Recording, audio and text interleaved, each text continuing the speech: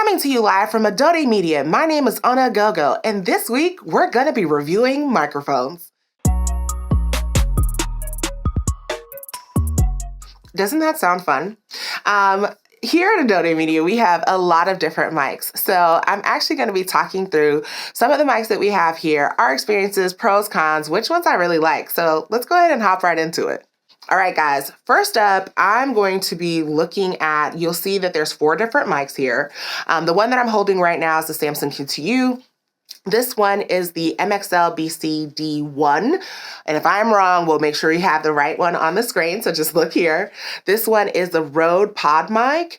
And this one is the Shure SMV7. So all of these microphones are mics that we utilize here at Adode Media and within our studios. And we've upgraded over time. So let's kind of dive into that. When I first opened the studio back in 2021, I started off with the Samson Q2U.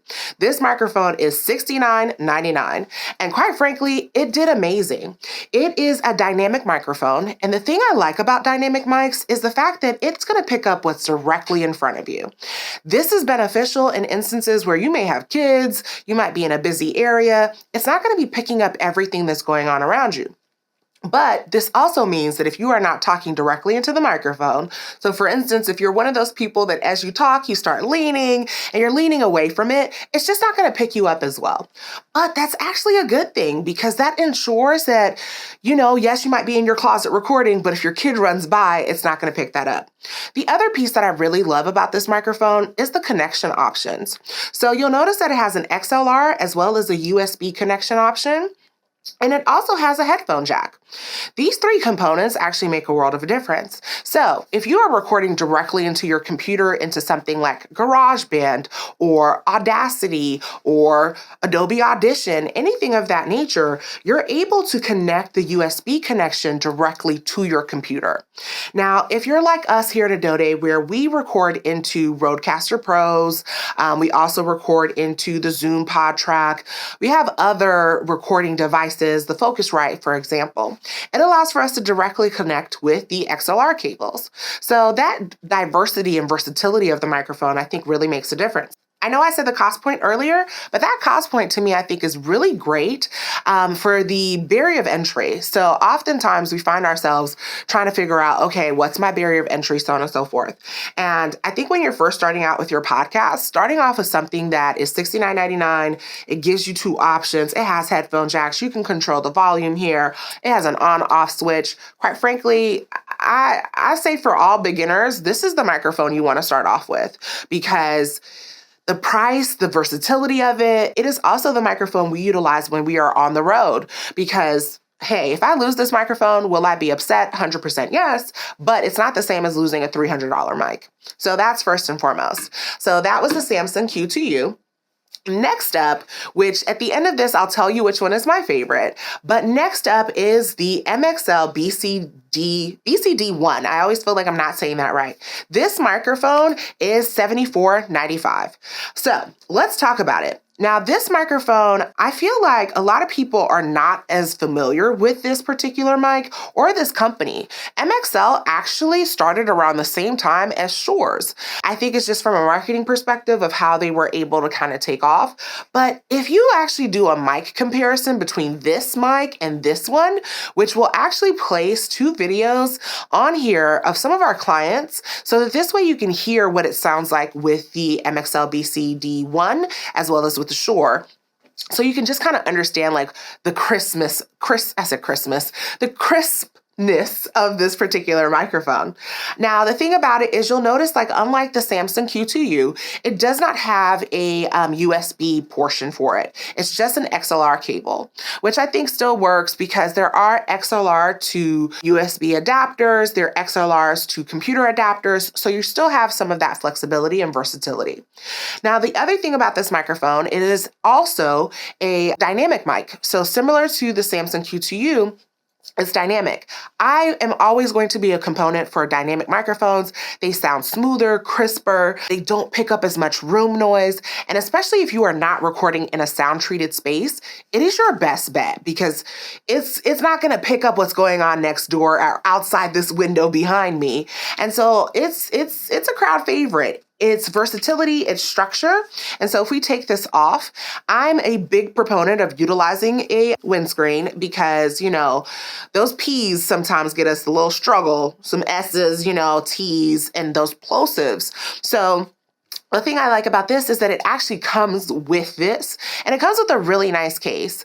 And I know you're probably thinking to yourself, a really nice case, what difference does that make? It does help whenever you might be traveling. So if you're traveling, always make sure you keep the case that comes with this. It even comes with like a cleaning cloth that I actually use for all my glasses, but it's an amazing cleaning cloth. And so if we look at the structure of the cage, it's very versatile. It is not overly heavy. And this makes a difference in instances because of the fact that if you're utilizing a microphone stand that is not like this one, really heavy mics do cause some issues as far as like balance, if you're using a boom arm or any of those things. And so I love the structure of it. I love the design. I love the sleekness of it. Like, I know I'm supposed to wait to the end to tell you my favorite, but I can't help myself. This one is my favorite. And so that's the MXL BCD1. Next up is our Rode Pod mics. Now, this baby is a little hefty. This microphone is $99. And, the Rode Pod mic, if you utilize the Rodecaster Pro or any of the elements in the Rode family, there's a bundle deal that comes with this. And so I'm going to actually take this big windscreen off if I can get it off of here so that this way you can kind of see what the microphone looks like without it. You'll notice all of our mics here at Adode Media have windscreens. It's, to help with plosives, but also because of the fact that we're a studio, we try to change these out as often as possible because, spit all the things. Now, let's talk about this. Similar to the MXL, this does not have a USB component. And I know you're probably thinking to yourself, as an independent creator or somebody just starting out who may not have all the bells and whistles for like a Rode or any of those things and you just want to record into GarageBand, this is still looking like number one for you. I know you feel it. If you don't, I'm telling you it is. The Rode Pod mic, it also only has an XLR component to it. It is a hefty bad boy. It has weight to it. I do feel like it is a weapon. If ever, it came down to it, I feel like I could easily bludgeon somebody who came to attack me at any point. But that's not the premise of this. It is a good microphone. However, I'm not really a fan. The reason for this is audio quality. Because of how heavy it is, it does tip over if you don't have sandbags. So now you have all these other elements that you have to think about when recording in a studio or recording at home by yourself, is that your mic stand has to be hefty enough. And then you have to have, sandbags so that way it doesn't tip. Along with this is the audio quality for me. I feel like it has to be the most perfect situation. And you'll notice that the windscreen for this is much larger. It's a thicker windscreen. It's much bigger. And the reason for that is because of the fact that that's what is required for this. And so from a look and feel perspective, if you're recording on camera, it doesn't always look that sleek. And I know some of our clients didn't like that because it can feel like, imagine it's just like covering your whole face trying to talk on this microphone. And so from a size perspective, sleekness perspective, it just does not give that same look and feel. Now, the other thing about this microphone that I'm not too keen on is just the way in which it picks up audio. Because of how large it is, it has a tendency to drop down often. And so if it's constantly dropping down, it's not picking up the audio in the most appropriate way, and it just requires a lot of work from a cleanup perspective. Now, if you're recording by yourself, you may not have these same experiences, but for here as a studio, that's kind of our experience. We've turned it into our on-the-go microphone so that way when we go on site, those type of things, but it's really a hefty bad boy, and it just makes it a little bit difficult to maneuver. So that's the Rode Pod mic, and that was $99. And last but definitely not least is the Shure SMV7. Now, the thing about this microphone is that there's two different components of it. There is the XLR component, which is $179, and that's what this one is. But we actually have both of them because there's also the USB one, so it has an XLR and a USB. Those are $249. So let's talk about this. And what you're probably wondering to yourself, why is there both? Now, if you're familiar with the Shure mics that you see on podcasts all the time, that's the larger one. And those did not have a USB component to it. So when Shure released this smaller version that is less than the $300 and something big baby that they have out, it was a game changer. People were super excited about it. Now, being in a podcast studio, we don't really need the USB component. So some of ours are just the XLR ones. But if you are an independent creator and not having a Rodecaster Pro or any of those other elements, I would recommend that you kind of splurge and get the 249 one that has the XLR and the USB, just for that versatility, because if you're traveling, you don't want to always have to take your Rodecaster with you. It allows for you to travel with it and then just connect to your computer and utilize whatever editing software that you use to record. So that's item one. Item number two, I really do feel like these two are quite comparable. And if you remember, this one is $179 or $249 for the higher price point, and this one was about $89. And so with that in mind, with them being quite comparable as far as sound, size, weight, all of those things, this is why I always say this is a fave. But let's kind of talk through the components of the Shure. Similar to these two, it is a dynamic microphone, so meaning it picks up what's in front of it and allows for you to, enjoy that. If we take the windscreen off, this is one of the things I do not like. This always feels to me like it is delicate. Like just looking at how small it is, it really does feel like if I drop this one time, this whole thing is going to be done for. And we've dropped it before and it's never seemed to cause any problems, but it just seems like a much more delicate frame and the way the body is set up. Along with this, you'll notice that it's a smaller microphone. Like the body of the mic itself is a large body, but the microphone circumference is actually quite small. And that can be problematic because here's the human nature.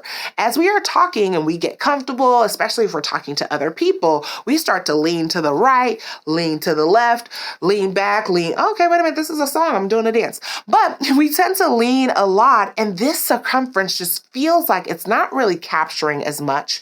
And I know that's why some people like the Rode Pod mic, is that it feels like it can capture a lot more because of the space that it takes up. But this just feels like if I drop this twice, it's done for.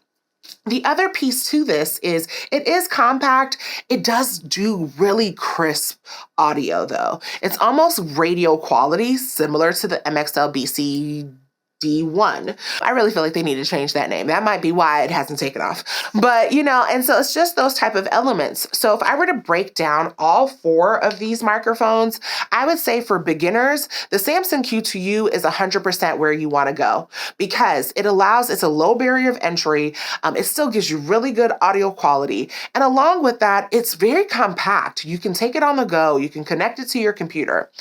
For the professionals, I honestly feel like more studios need to have the MXL-BC D1s. I've had clients who utilize the Shures, which let me get this straight. I love the Shures too, but this is still number one.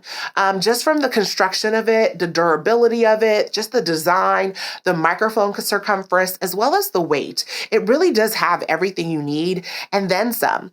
And then just the fact that they give you it's a hard body case that they give you. Like it is not just a box. It's a hard body case that you can utilize as a case to take with you. And for that price point, that's really unmatched. And my least favorite, so I know this is definitely a favorite. This is number one.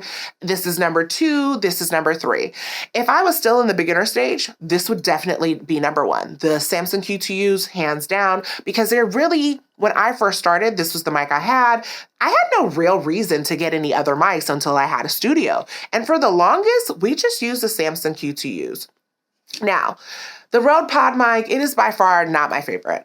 It is too clunky. It takes up too much space. And especially when you are recording on camera, it really feels like it is covering your whole face in certain angles. And so it just doesn't help. And then the audio quality over time, it clips and it does so many other issues. Now, these are not the full array of microphones. As you know, there's so many microphones on the market. And so you have to kind of determine for yourself, what are your main points? And so let me leave you with these 4 things that you should definitely be looking for when you are looking to purchase a microphone.